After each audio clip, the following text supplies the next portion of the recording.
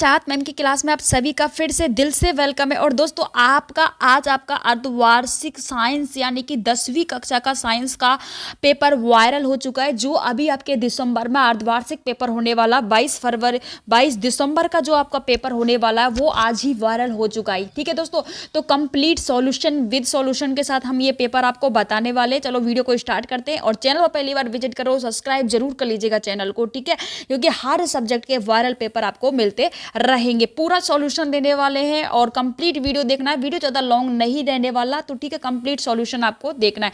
तो फर्स्ट में जो आपका ए सेक्शन रहेगा, जो आपका वायरल पेपर है, अभी दिसंबर में अर्धवार्षिक आपके चल रहे हैं, तो ए सेक्शन का जो हमारा फर्स्ट क्वेश्चन रहेगा, फर्स्ट क्वेश्चन है हमारा बहुविकल्पी प्रश्न रहने वाला है। संकुचन के समय हृदय के अंदर रक्त के पश्च प्रवाह को रोकता है, तो आपको बताना है वाल्व है, नीले की दीवार है, आलिंद की दीवार है, उपयुक्त सभी। तो हम आपको बता देते हैं इसका जो राइट आंसर वाल्व रहने वाला है। क्या रहने वाला है? वाल्व रहने वाला, जो संकुचन के समय हृदय के अंदर रक्त के पश्च प्रवाह को रोकता है, तो इसका आंसर वाल्व रहने वाला। सेकंड जो क्वेश्चन रहेगा आपका, सेकंड क्वेश्चन आपका रहने वाला है, एक न्यूरॉन में विद्युतीय संकेतों का रासायनिक संकेतों में परिवर्तन कहलाता है, कि जो विद्युतीय संकेत है इनका रासायनिक संकेतों में जो परिवर्तन होता है वो क्या कहलाता है? कोशिकाएं है। बी ऑप्शन तंत्रिकाक्ष पर है और दुर्माशयों पर है, कोशिका द्रव में। तो बी ऑप्शन आपका यहाँ पर राइट आंसर रहने वाला है। सारे क्वेश्चंस नोट कर लीजिएगा, क्योंकि ये वायरल आपका पेपर है और यही आपको पेपर आने वाला है। ठीक है दोस्तों, अब आपका थर्ड क्वेश्चन रहने वाला है, मानव में मस्तिष्क का कार्य होता है, तो मानव में मस्तिष्क का जो कार्य है वो उपयुक्त सभी आपका यहाँ पर रहने वाला है। ठीक है, नेक्स्ट क्वेश्चन जो आपका रहने वाला है वो आपका रहने वाला है 4 नंबर का जो क्वेश्चन है, जो आपका ये जीन दिया है RRYY जीन, जो आपकी संरचना का बाह्य लक्षण होता है, तो बताना है गोल हरा होता है, झुर्रीदार पीला होता है, या गोल पीला होता है, या झुर्रीदार हरा होता है। तो इसका सी जो आपका से ऑप्शन है ये रहने वाला है, गोल पीला होता है। कैसा होता है? गोल और पीला होता है।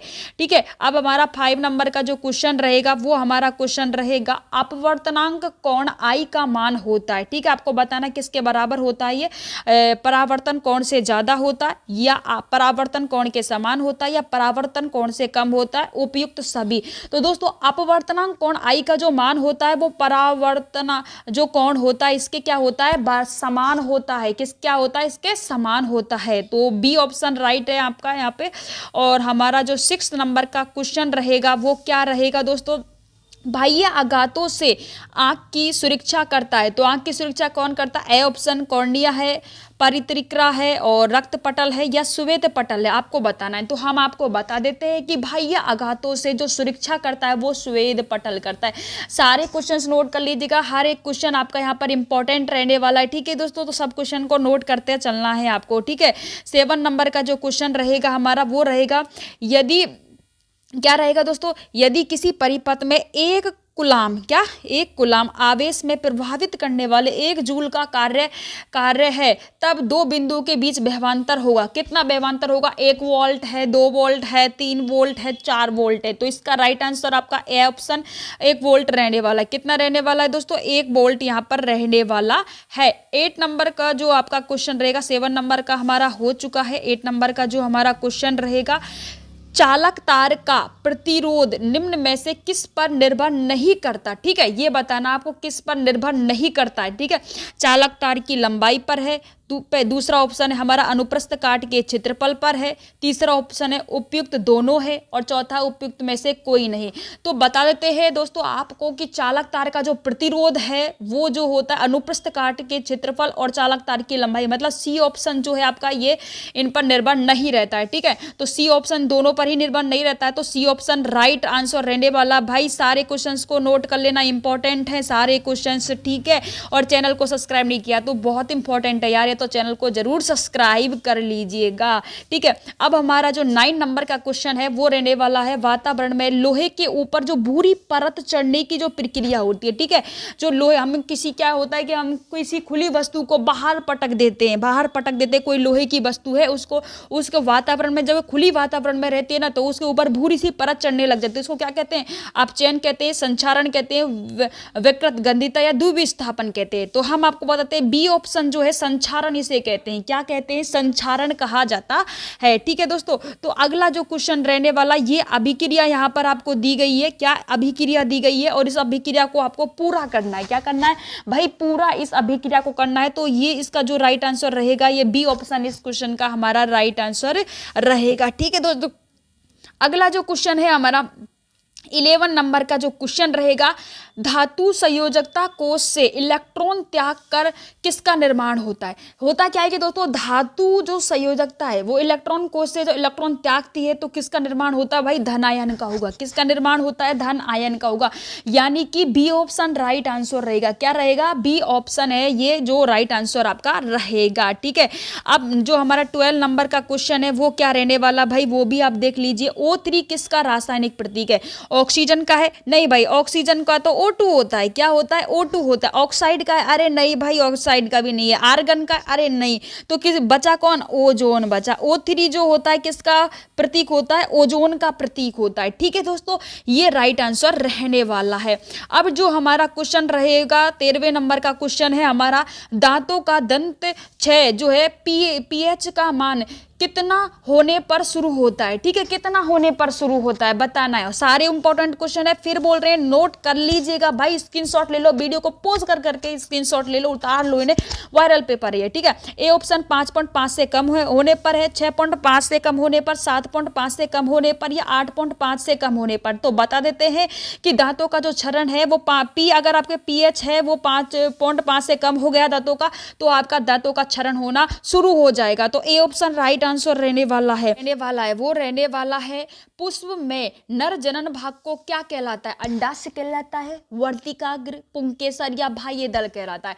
तो बता देते हैं कि पुष्प में नर जननांग होता है उसको पुंकेसर कहते हैं। क्या कहते हैं? पुंकेसर कहते हैं। फटाक से जल्दी से देख लीजिएगा भाई, सारे क्वेश्चंस को देख लीजिएगा। 15वें नंबर का क्वेश्चन आपका लिए रहने वाला है, विद्युत चुम्बक बनाया जाता है। अब भाई विद्युत चुम्बक किसका बनाया जाता है? कठोर लोहे का, नरम लोहे का या किसी भी प्रकार के लोहे का बनाया जा सकता है, या फिर नरम और कठोर दोनों ही प्रकार के लोहे का बनाया जाता है। तो हम आपको बता देते हैं कि जो विद्युत चुम्बक होता है वो नरम लोहे का बनाया जाता है। किसका बनाया जाता है? नरम लोहे का।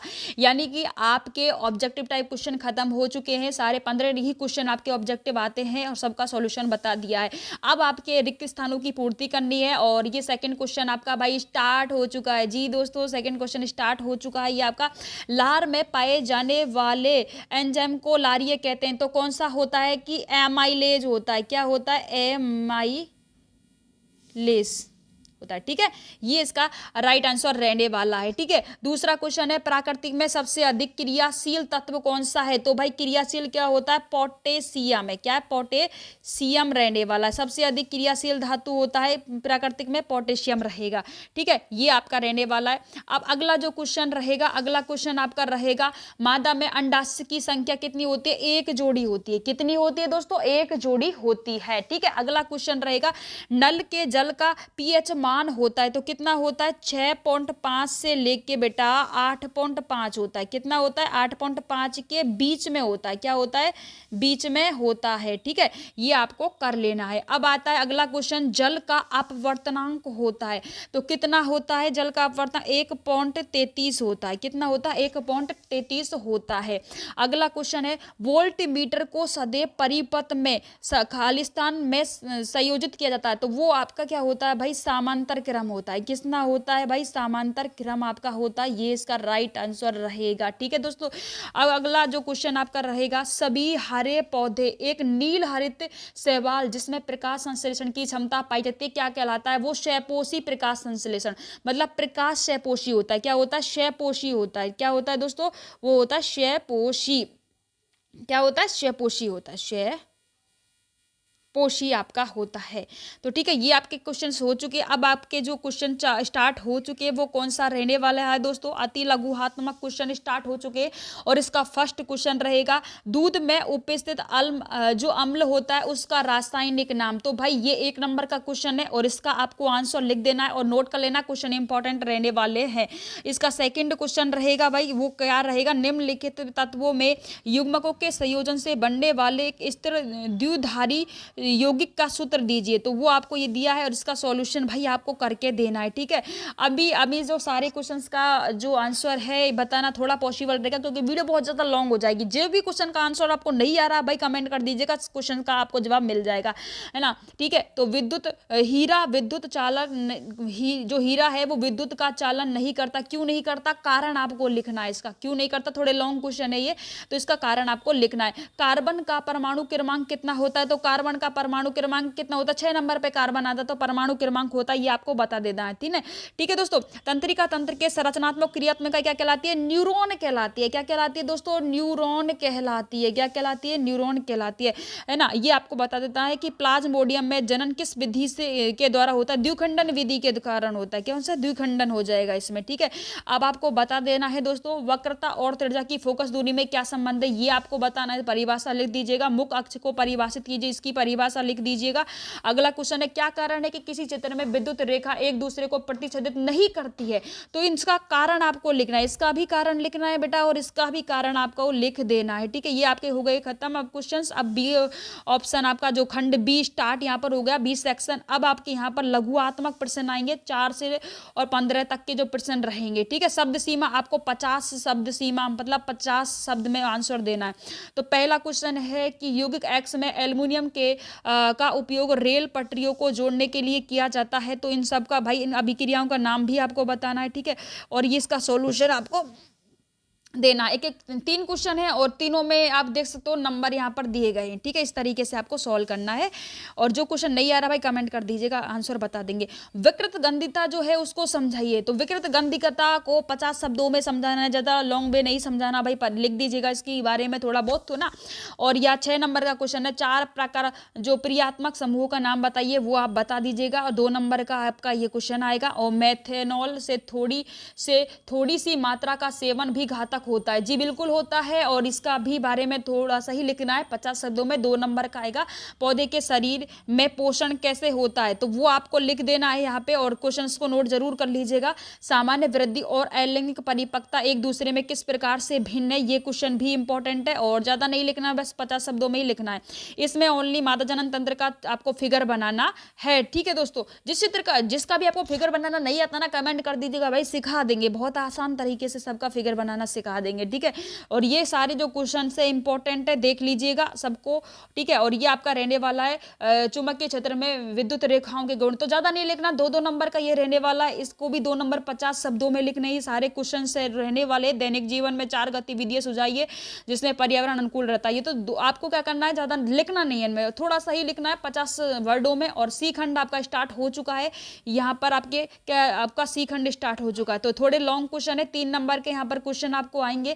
क्या होता है कि जब जिंक धातु में कॉपर सल्फेट का घोल मिलाया जाता है, तो वो आपको लिखना है, और तनु सल्फ्यूरिक अम्ल जिंक धातु में मिलाया जाता है, तो इनकी आपको लिखना है। हम इंपॉर्टेंट क्वेश्चन बता रहे हैं भाई, इनका सबका सॉल्यूशन बताएंगे ना तो वीडियो भाई बहुत ज्यादा लॉन्ग हो जाएगा, इसलिए सॉल्यूशन नहीं क्वेश्चन बता रही, क्योंकि ये आपका वायरल पेपर है और आ सकता है, या अथवा में उसके क्वेश्चंस रहने वाले। ठीक है, तो इस तरीके से हमने आपको बता दिया है। और 17वें नंबर का जो क्वेश्चन रहेगा वो रहेगा पादप हार्मोन से आप क्या समझते हो, इसको भी लिखना है, और इन्हें 2 पादप हार्मोन के नाम, एक कार्य भी आपको बताना है। ठीक है, ये अग्र मस्तिष्क के विभिन्न भागों के नाम और उनके कार्य इंपॉर्टेंट है बेटा, बहुत ज़्यादा इंपॉर्टेंट है। मेंडल के द्विसंकरण नियम जो है उसको समझाना, द्विसंकरण नियम जो मेंडल का है उसको समझा दीजिएगा यहाँ पर थोड़ा सा, और फिगर जो उसका चार्ट वगैरह बनता है ना वो भी यहाँ पर बना दीजिएगा। ठीक है, मेंडल के आपको ये तो पता होगा 3 नियम है, प्रभावित का पृथक्करण और स्वतंत्र अपवहन नियम, तो तीनों नियम में से आपको दूसरा संकरण का नियम, आपको स्वतंत्र अपवहन वाला नियम समझा देना है। ठीक है, यहाँ पर 19वें नंबर का स्वच्छ जल आकाश नीला क्यों दिखाई देता है, तो भाई वो क्यों दिखाई देता है आपको बता देना है।